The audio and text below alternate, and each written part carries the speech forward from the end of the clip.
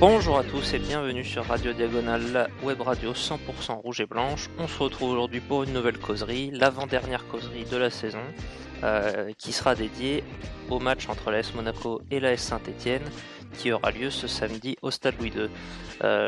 Mon compère du jour s'appelle Patrice. Salut Patrice, comment ça va ? Salut Maurice, ça va bien. Écoute, content de l'apprendre. On va commencer par revenir sur le dernier match, qui était le match à Caen et cette victoire ô combien difficile et ô combien importante, 2 buts à 1. Et on va revenir sur les notes que vous, auditeurs, avez attribuées à nos joueurs. Sans grande surprise, le top du match, c'est le petit Silla qui a eu 7,43, qui vient récompenser son doublé. Je pense qu'il n'y a pas vraiment de discussion là-dessus. J'imagine que c'était ton top aussi, Patrice. Oui, c'était mon top aussi. Il est double buteur, c'est grâce à lui qu'on arrache cette victoire dans les derniers moments. Il n'y a pas d'autres joueurs à côté qui ont vraiment fait des miracles, donc oui, forcément, c'est très logiquement que c'est lui qui pour sa première titularisation, est déjà homme du match. Voilà, donc la jeunesse au pouvoir, puisque numéro 2, c'est Kevin Endoram, qui jouait en sentinelle et qui a eu une note de 6,05, une moyenne. Donc il y a, comme tu le dis, il y a quand même déjà un écart avec Silla, il y a quasiment 1,4 points de différence entre les deux. Mais c'est intéressant de voir qu'on a deux petits jeunes du centre comme ça qui trustent les deux premières places. Oui, mais en plus, il est dans la continuité, parce qu'il avait déjà été élu de mémoire meilleur joueur sur le match d'avant contre Amiens, Ouais, où à il a un fait autre une bonne poste en plus. performance en défense centrale. Donc oui, ça fait plaisir de dire qu'on a des jeunes qui peuvent assurer quand on a une pléthore de joueurs qui sont absents. Et pour compléter le podium, là par contre c'est un ancien, c'est le gardien Daniel Subasic. Ça n'a pas dû lui arriver souvent cette saison d'être sur le podium, donc c'est sympa pour lui. Oui, bah là, ça fait quand même quelques matchs où il s'est un peu plus repris, il fait moins d'erreurs, moins de boulettes, on sent il sort un petit peu plus de ses caches quand même. Il nous fait moins ses relances où il balance directement le ballon en touche.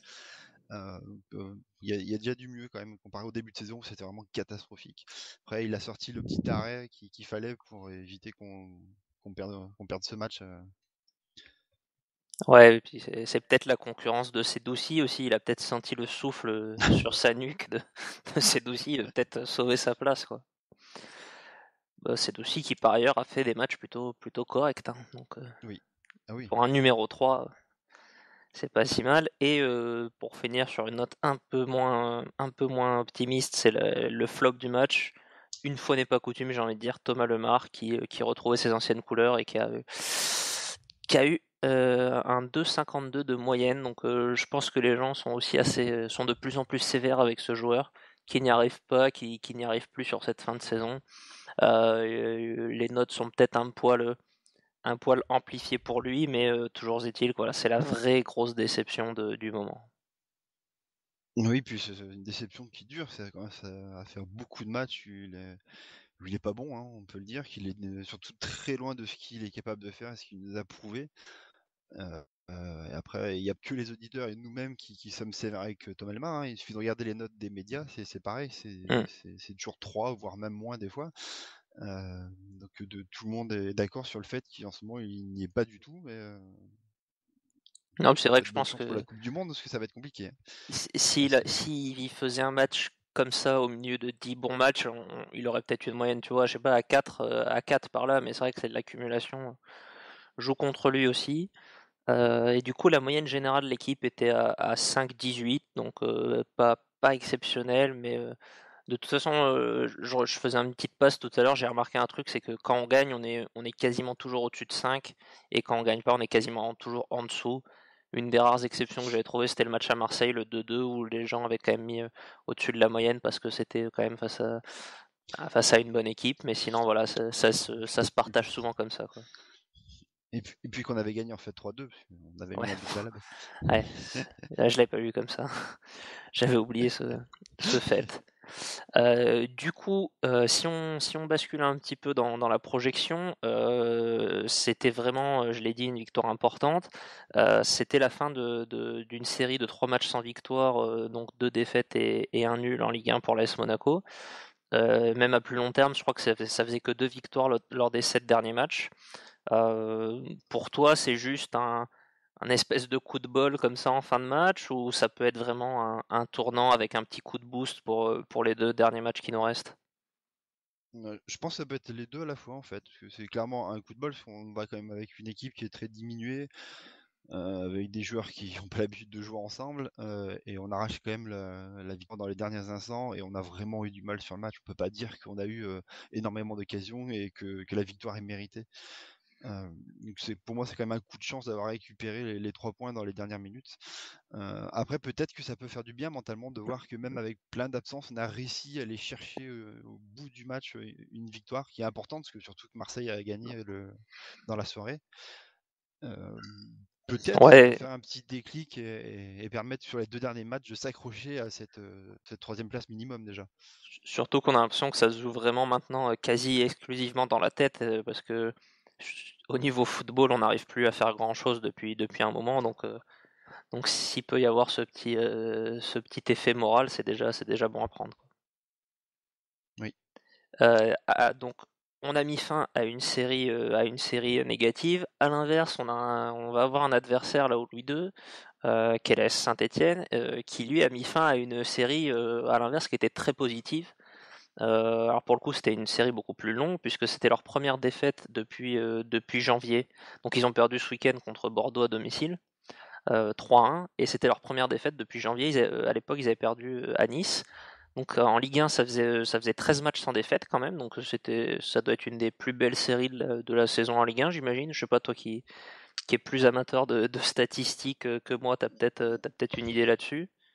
Ouais, je Je pense qu'on pense en pas a qu'il y ait fait une beaucoup de très clubs. belle aussi. Nous aussi, on en a fait une très belle. On a Ouais. enchaîné beaucoup de matchs sans défaite en Ligue 1 passé un temps. Bah, il y avait déjà le début de saison avec la série de Ouais, victoires à cheval sur les 2 saisons. ouais, 17, Euh, j'ai 17 j'ima- matchs en défaite en Ligue 1 cette saison. J'imagine que le PSG a dû faire mieux aussi, mais à part ça, Oui. je pense que Saint-Étienne, voilà, c'était une série qui se plaçait là. Lyon, Lyon aussi en fait une belle en ce moment, malheureusement. Ouais. Alors mine de rien, on pourra aussi noter que cette défaite à Bordeaux, ça passe pas loin, enfin contre Bordeaux, ça passe pas loin du tout de faire un match nul, parce que à 2-1 pour Bordeaux, il y a un penalty pour Saint-Étienne. Je crois que c'est en toute fin de match. Je me demande si c'est limite pas dans les arrêts de jeu. Il y a un penalty qui est raté par Cabella et Bordeaux qui met le troisième dans la foulée. Donc voilà, c'est peut-être pas non plus à prendre comme une grosse défaite, mais c'est une défaite qui leur a fait mal dans la course à la Ligue Europa. Bah oui, surtout que dans le même temps, Rennes a gagné son match contre Strasbourg de mémoire, donc il est repassé devant. Heureusement, bah, du coup pour eux, pas pour nous, Nice a perdu à Marseille, donc du coup ils n'ont pas perdu une place de plus. Euh, donc oui, ils ont besoin de points, ils vont venir chez nous en chercher forcément. Donc, le petit bonus, c'est que le PSG a gagné, bon, sans grande surprise, la Coupe de France, donc une place de plus est reversée en Ligue 1 pour l'Europa League. Ouais, du coup, ce serait la sixième place. La Euh, place qu'ils sont actuellement. voilà. Et ils sont du coup à la lutte avec donc ils ont 2 points de retard désormais sur Rennes qui est cinquième, et ils ont un point d'avance sur Nice qui est septième. Donc ces 2 places-là, 5 et 6, devraient a priori se disputer entre ces 3 équipes. Il y a des équipes comme Bordeaux, Montpellier qui sont en embuscade, mais je me semble un peu loin. Euh, donc voilà, maintenant vu que Rennes, enfin vu que Saint-Étienne joue Monaco, que Nice va jouer Lyon aussi sur ces dernières journées, peut-être qu'ils vont perdre des points. Mais il y a une vraie lutte là pour ces places-là. On sait que la sixième notamment est pas non plus, c'est pas une place exceptionnelle. Il y a, je sais pas, d'ailleurs un ou même 2 tours Ouais, préliminaires deux en tours Ligue même, ouais. Europa, quoi. Mm. Donc pour une petite équipe entre guillemets, enfin, une année sur deux, ça fait catastrophe ça pour les clubs français en général, les tours préliminaires en Ligue Europa. Donc voilà, c'est pas non plus une place exceptionnelle, mais c'est quand même beau pour Saint-Étienne d'en être là aujourd'hui quand on se rappelle leur début de saison et notamment l'imbroglio et le départ d'Oscar Garcia. Oui, c'est vraiment avec le changement d'entraîneur, il y a vraiment eu un cap qui a été passé. Bon, bien sûr, il y a aussi le recrutement qui a été fait cet hiver. Et du coup, depuis le mois de janvier, c'est vrai que, bah, comme on a parlé, avec ces 13 matchs sans défaite, surtout un jeu déjà un peu plus intéressant, euh, et surtout une solidité défensive qui leur a permis d'engranger beaucoup de points, quoi. Et surtout que c'est dans ces 13 matchs, ils ont joué contre Lyon, ils ont joué contre Marseille, ils ont joué contre le PSG et ils n'ont pas perdu. Ouais, ils ont fait 3 matchs nuls si je dis pas Ouais, de ça, 3 matchs bêtises, nuls, ouais. avec même un peu de potentiel regret face au PSG qui avait joué une bonne partie du match à 10. Mmh. Mais voilà, enfin, prendre des points contre le PSG, même si en cette fin de saison, pas mal d'équipes commencent à le faire, ça reste une performance. Donc le changement d'entraîneur, t'en parlais, désormais c'est Jean-Louis Gasset, qui avait déjà fait une belle mission de pompier la saison dernière à Montpellier, et qui a vraiment relevé cette équipe avec aussi un recrutement très expérimenté au mercato d'hiver avec des joueurs comme Debuchy, Subotic ou Yann M'Vila. Un Robert Berić qui a retrouvé un rôle important dans cette équipe avec 7 buts en 14 matchs, Mmh. qui sera l'un des joueurs vraiment à surveiller pour l'AS Monaco, qui a une carrière assez erratique en Ligue 1, mais qui a des périodes comme ça où c'est vraiment un bon attaquant de Ligue 1. Et en joueur cadre, j'ai aussi envie de citer Rémi Cabella, qui a 7 buts et 6 passes décisives, qui avait marqué contre Monaco, mais à l'époque où il joue encore à l'OM dans le 6-1 cette saison. Donc qui est aussi quand même un des bons joueurs de Ligue 1. Je sais pas si toi il y a d'autres joueurs comme ça que tu as envie de. Bah oui, forcément, c'est Stéphane Ruffier, parce que, on sait qu'il est capable de tout dans un match. Il peut sortir des matchs avec une énorme prestation où il y a rien qui passe et qu'il arrête tous les tirs. Malheureusement, il est pas régulier à arriver à reproduire ça Mm. à chaque match, mais il peut. Et en plus, c'est un ancien de la maison. Et en Donc plus, voilà. on aura plaisir, enfin plus ou moins, de le retrouver au Louis II. Donc pour préciser juste, on n'a pas eu d'invité pour nous parler de Saint-Étienne. Par contre, normalement, si tout se passe bien, toi et moi, on devrait participer à une interview avec un site qui s'appelle ASSE Live. Mm. Bon, l'interview, et du coup, elle est plutôt organisée par eux, elle se fera par écrit, c'est pour ça qu'on l'a pas là en radio, mais a priori, elle devrait être publiée sur leur site, donc on pourra aussi vous la faire suivre pour avoir un peu plus d'éléments aussi sur. On en profitera aussi, nous, pour parler des Verts.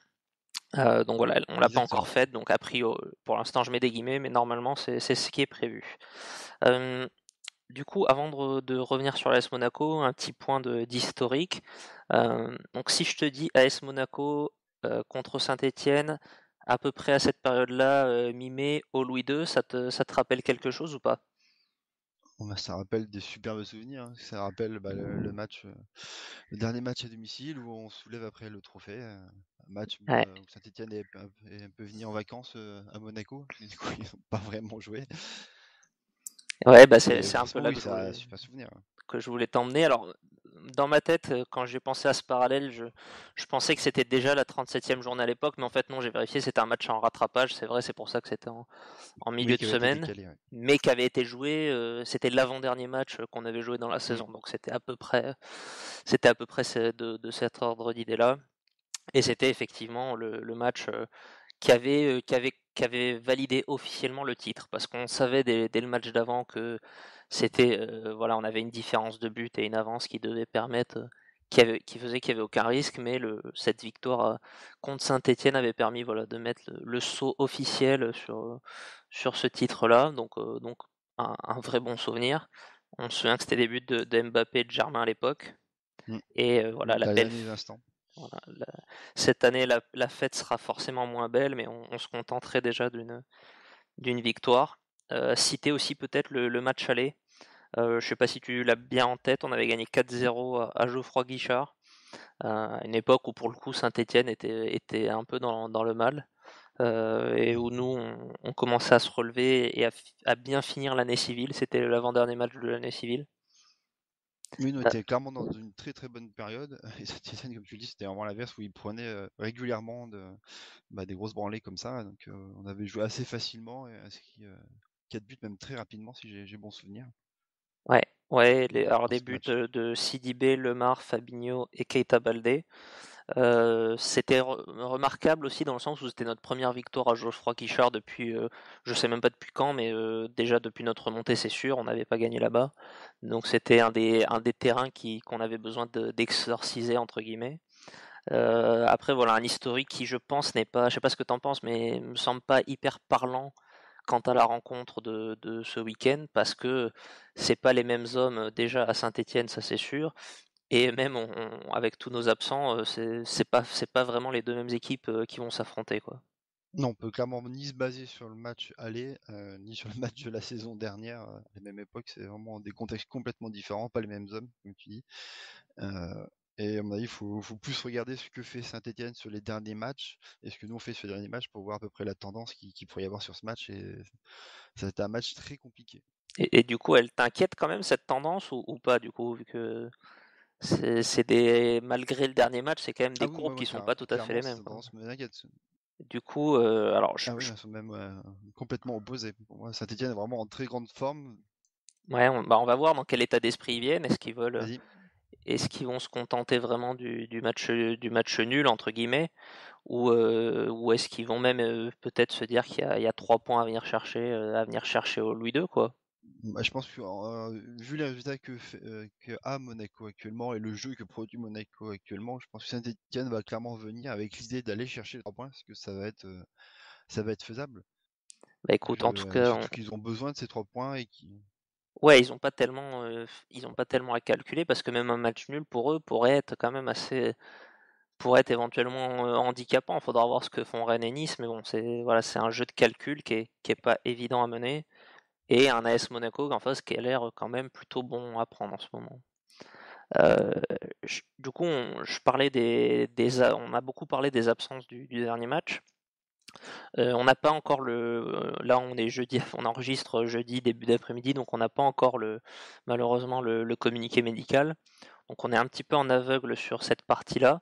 Ce qu'on peut dire quand même, c'est qu'il y a déjà des retours qui sont assurés, c'est ceux des joueurs qui étaient suspendus et qui ont purgé leur suspension. Donc il y en a trois, c'est les deux Brésiliens, Gemerson, Fabinho et Adama Diakabi qui avait pris un carton rouge face à Amiens. Donc des retours au moins pour les deux Brésiliens qui devraient, je pense, se concrétiser par une titularisation. Je ne sais pas si tu es d'accord, mais ça me semble assez évident. Oui. Peut-être un peu moins pour Diakabi, mais qui au moins devrait être dans le groupe. C'est plus flou du coup pour les blessures. Euh, j'ai essayé de distinguer entre les retours possibles et les retours, on va dire, improbables. On a un Stevan Jovetic qui était censé reprendre avec le groupe cette semaine. Je serais pas totalement étonné qu'il soit dans le groupe. Je sais pas ce que toi t'en penses. Non, j'ai pas vraiment vu d'infos qui me permettaient de penser moi j'attends plus un retour de Falcao sur ce match Ouais, bah Balde ou Jovetic. Falcao, il y a un vrai doute aussi, sachant que lui, enfin, il y a beaucoup de gens qui, sans, je pense, vraiment d'informations solides derrière, mais beaucoup de rumeurs comme quoi ce serait de la blessure diplomatique, en gros, pour vraiment se préserver, ne prendre aucun risque pour la Coupe du Monde. Je sais pas si toi, c'est quelque chose enfin, qui te semble plausible ou pas de la part du Colombien. Oui, je pense que c'est même clairement ça et que du coup il refuse de faire les déplacements actuellement parce que bizarrement il est toujours blessé un match sur deux quand on est en déplacement. Donc ça, je pense qu'il sera là ce week-end et qu'il pourra jouer Ah bah, et qu'il tu vois, prendra moins de risques à domicile. j'avais même pas pensé à cette théorie-là, mais c'est vrai qu'elle est pas. Mais clairement oui, je pense qu'il se préserve en vue de la Coupe du Monde. Et ça, c'est quelque chose qui te choque de la part d'un capitaine ou que tu comprends Alors au vu de ses j'arrive à le antécédents. comprendre par son passé, voilà exactement, mais par contre je l'accepte pas du tout. Ah ouais, il a un contrat avec le club n'est pas en train de il joue quelque chose et il y a quelque chose qui est important, il y a une place en Ligue des Champions à assurer, même si Marseille avec sa finale en Europa League peut aussi nous l'assurer.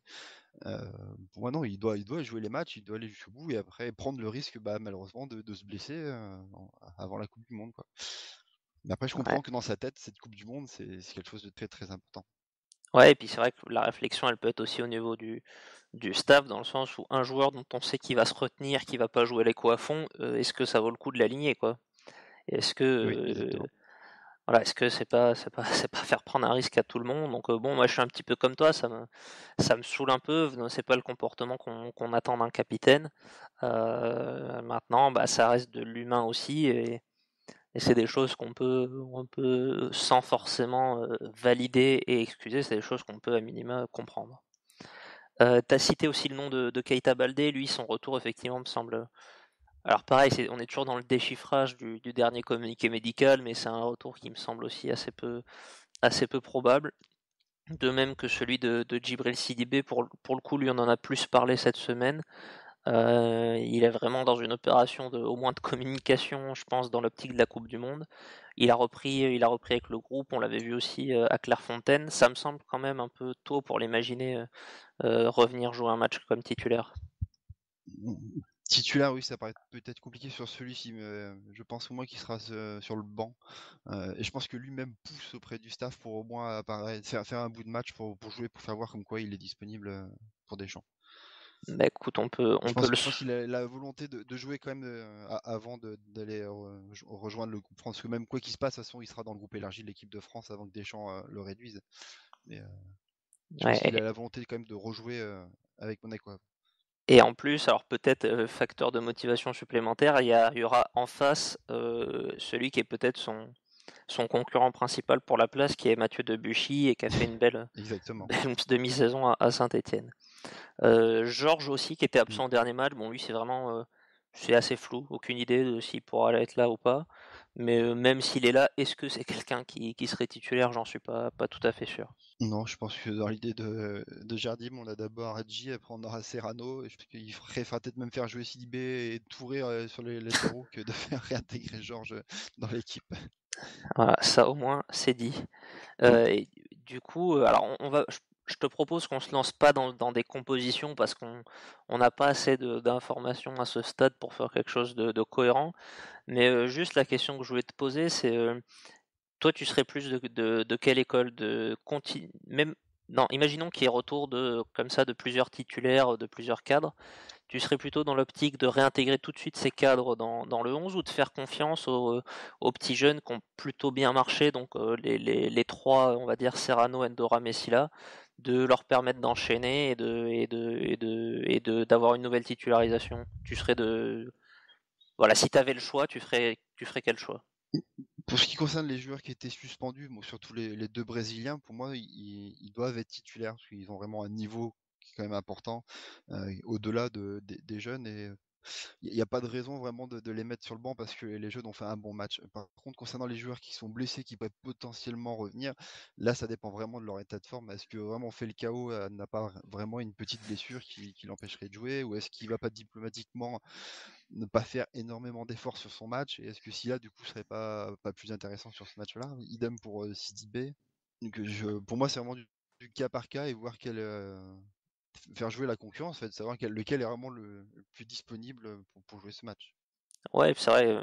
Alors, Silla, c'est le cas qui saute le plus aux yeux parce qu'il a mis un doublé. On aime bien comme ça faire enchaîner les attaquants qui marchent. Je pense que la question peut se poser aussi sur Serrano. C'est vrai que tu disais Radji 1, Serrano 2. Il peut y avoir éventuellement débat. On sait que bon, Jardim aime quand même bien les joueurs d'expérience. Maintenant, Serrano a fait un match correct qui n'était pas très loin des productions que peut nous faire Andrea Raggi aussi lors du match à Caen. Donc c'est pas des choses qui me choqueraient en tout cas. Après Radji il a le brassard de capitaine aussi, donc ça joue. C'est sûr que s'il est pas là, on donne le. C'est un joueur d'expérience qui compte dans le groupe et qui est capitaine bien. Ouais, puis il y a Joao Oui, Moutinho en troisième mais je capitaine veux et dire là c'est vraiment une personne d'expérience et qui compte. là Moutinho capitaine, ça pique les yeux quand même, hein. Je suis désolé pour Damien, mais c'est quand même pas le charisme, c'est quand même pas le charisme ultime quoi. Il fait des bonnes passes latérales, mais à part ça, voilà, on en profite, hein. Damien n'est pas là, on sait pas ce qu'il fait, donc on profite pour taper un petit peu sur son chouchou. Mais je crois que toi aussi c'est un de tes chouchous, non, Joao Moutinho? Non, bon, c'est un joueur que j'apprécie beaucoup, mais après, c'est loin d'être Bon, mon chouchou non plus au club. bon ça va alors. Du coup, je pense qu'on a fait le tour. Je sais pas si tu avais quelque chose à ajouter avant que je donne les informations pratiques pour poursuivre le match. Non, bah, je pense qu'on a fait le tour de tout ce qu'il y avait à dire pour ce match. Du coup, le match, il aura lieu ce samedi à 21h. Vous aurez deux options pour le suivre, donc soit Canal Plus décalé pour le suivre en intégralité exclusive, ou alors beIN Sport, mais là ça sera le multiplex du coup, puisqu'on est dans les 2 dernières journées. Et du coup, bon bah ça c'est au choix. Après, si vous voulez voir un petit peu aussi ce qui se passe du côté de Lyon ou des autres matchs, ou si vous voulez la petite musique du multiplex. Pour ma part, du coup, ce sera plutôt Canal+, vu que en plus je serai probablement de débrief, et puis de toute façon, je préfère voir le match de Monaco. Toi, je crois que tu pourras pas le voir, en tout cas en direct, donc le choix se pose pas, si j'ai bien compris. C'est pas encore sûr, il y a peut-être encore une petite chance pour que je regarde le match. D'accord, C'est bon. pas dit encore. En tout cas, on te le souhaite. Donc multiplex avec 9 matchs seulement, puisque vous en avez peut-être entendu parler, le match de l'OM a été décalé au vendredi soir pour permettre aux Olympiens de bien préparer leur finale de Ligue Europa qui aura lieu en milieu de semaine prochaine. Donc l'OM jouera avant nous. Voilà, c'est toujours la même question. Est-ce que c'est un avantage pour eux, pour nous, un désavantage? De prime abord, je pense que c'est un avantage pour personne, ça dépendra du résultat qu'ils feront. C'est sûr que s'ils gagnent, ils vont nous mettre une très très grosse pression, puisqu'au coup d'envoi contre Saint-Etienne, on sera quatrième. Donc voilà, un match à Guingamp qui est plutôt une bonne équipe, mais qui a plus grand chose à jouer. Je sais pas si t'espères quelque chose du côté du Roudourou ou pas. Non, bah si, j'espère qu'ils puissent leur prendre quelques points, c'est sûr, mais c'est vrai qu'ils ont fini leur saison, clairement. Ils sont au milieu du classement, ils n'ont aucun risque de relégation, l'Europe est loin. Voilà, après, c'est de mémoire leur dernier match à domicile contre une belle équipe, puisque c'est Marseille qui est en face. Peut-être que les joueurs ont envie un peu de se montrer, un peu de faire une bonne dernière à domicile. Bah, c'est On vrai va espérer, en tout cas. qu'après tout, ils jouaient pas grand chose non plus quand ils nous ont reçus. Mais ils jouent le prestige, ils jouent le fait de Oui. pouvoir se montrer face à un bon adversaire, quoi. Puis surtout, ils nous ont pris des points contre nous, contre Paris. On peut espérer qu'ils continuent sur cette lancée et qu'ils prennent des points contre Marseille.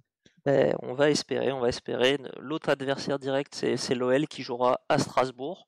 Donc les deux équipes dont nos 2 adversaires se déplacent. Mais l'OL sera à Strasbourg, qui a une fin de saison pas évidente non plus.